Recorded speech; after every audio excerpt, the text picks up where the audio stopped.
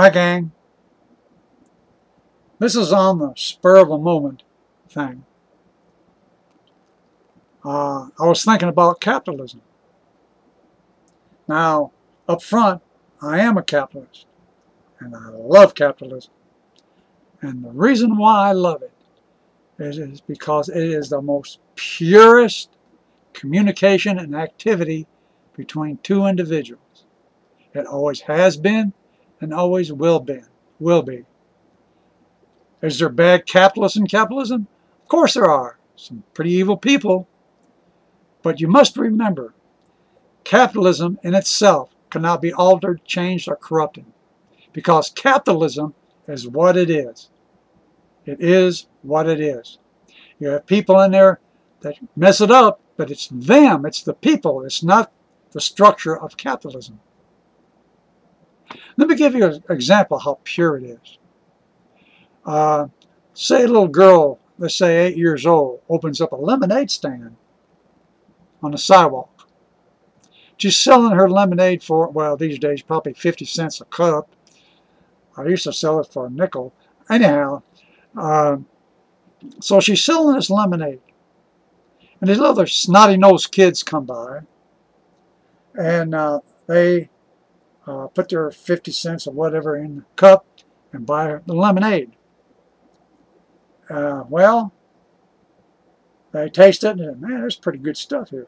So the next day, after harassing their parents, they get some more money and they come by and buy some more lemonade.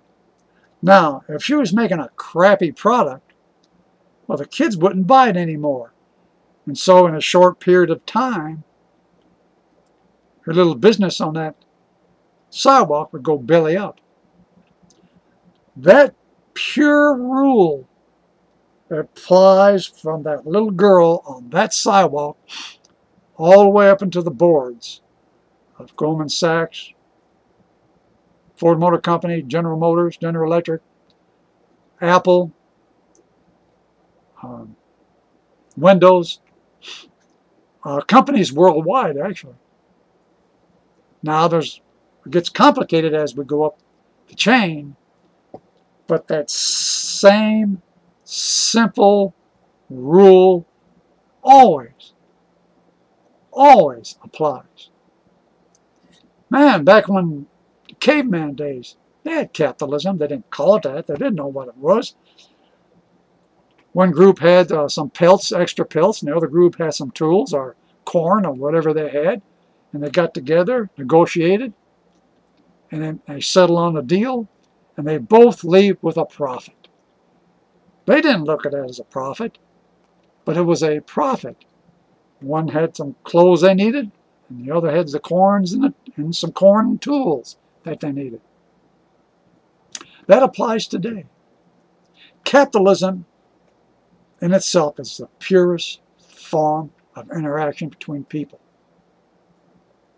We control all companies. I'm talking about you and me watching this. We control all the companies of the world, every one of them, with our pocketbooks.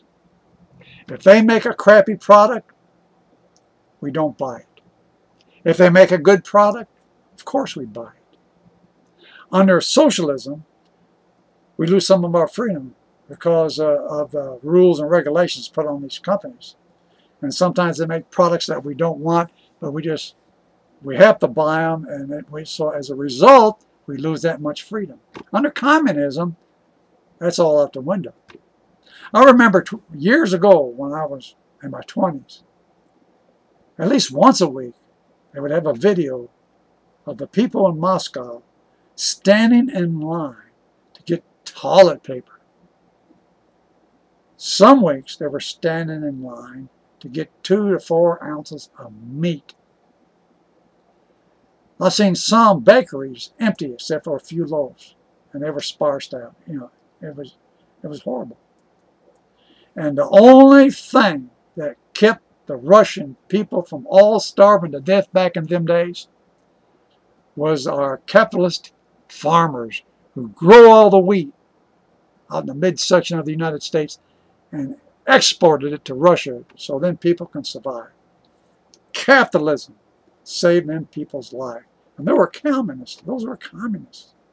So capitalism is the purest form of communication or business, if you will, between one person and another. Yes, there's bad apples in it, but capitalism is so pure, as pure as a white driven snow.